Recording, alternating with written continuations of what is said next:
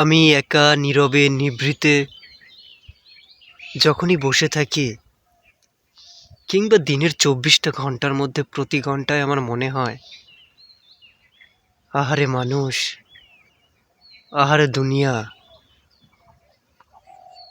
চলে যেতে হবে। কি অদ্ভুত, তাই না? মাটি থেকে তৈরি, মাটিতেই মিশে যেতে হবে। মাঝখানে কত মায়া, কত স্মৃতি,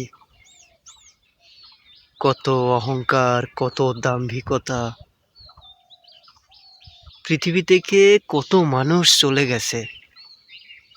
এই পৃথিবীর বয়স হাজার হাজার কোটি বছর। কত জাতি চলে গেছে। আদ জাতি নামের একটা জাতি ছিল, পাহাড়ের পাথর কেটে বড় বড় প্রাসাদ বানাতো এবং বলতো, আমাদের চেয়ে কে আছে শক্তিশালী। অথচ এখন শুধু নিদর্শনগুলোই আছে, মানুষগুলো আর নেই।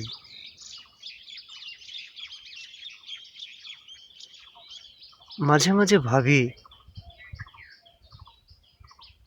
সময় কত দ্রুত চলে যায়।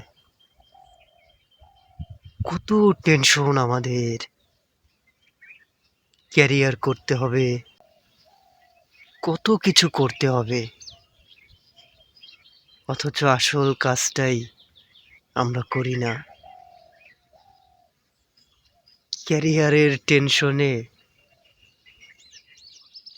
একটা সময় আমরাই আর থাকি না।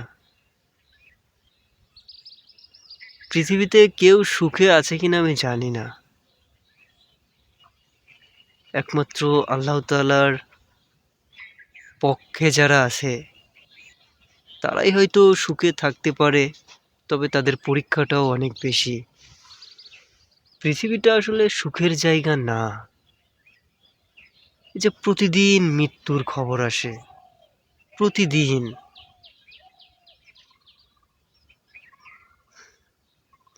একদিন আমারও সিরিয়াল হবে, এটা ভাবতেই কেমন যেন শরীরের মধ্যে শিউরে ওঠে, বলে বোঝাইতে পারবো না। অথচ এই মুখ দিয়ে বড় বড় গলায় কথা বলি, একজনকে বকা দিয়ে দেই, একজনকে মারি।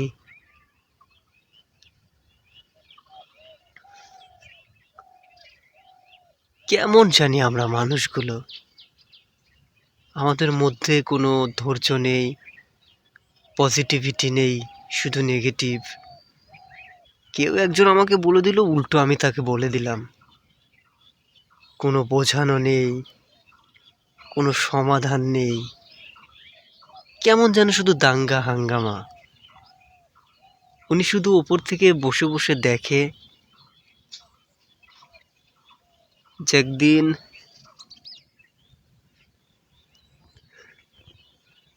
উনি শুধু ওপর থেকে বসে বসে দেখে যে একদিন সবাই আমার কাছে ফিরে আসবে। এই যে হাতটা নাড়াচ্ছে, উনার ইশারা ছাড়া এই হাত নড়বে না। অথচ এই হাতের কি পাওয়ার দেখাই আমরা। এ কিচ্ছু মূল্য নাই, এই দেহের কোনো মূল্যই নাই, এই সুন্দর চেহারার কোনো মূল্য নাই। অনেকের আছে না সুন্দর চেহারা, গর্ব করে, কি মূল্য আছে তার?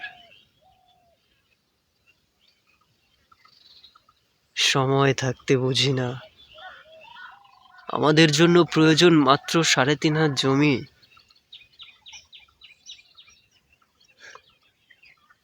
এই জিনিসটা আমরা বুঝি একেবারে শেষে এসে, আগে বুঝলে ভালো হতো।